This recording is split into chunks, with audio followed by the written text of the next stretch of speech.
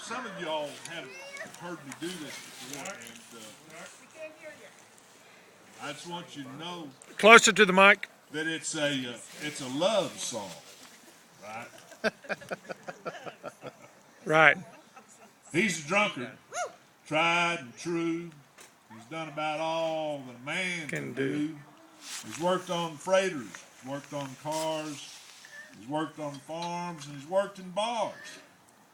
And it was white port that put that look in his eye that a grown man gets when he needs to cry. And we sat down on the curb to rest, and his head just fell down on his chest. And he said every single day it gets just a little bit harder to handle, and yet then he lost the thread and his mind got cluttered. His words just rolled off down the gutter. Now he's an elevator man in a cheap hotel in exchange for the rent of a one-room cell. And he's old, years before his time. It was thanks to the world and the white port wine. And he said, son, he always called me son, he said, life for you just begun. He told me a story I'd heard before, how he fell in love with a Dallas whore.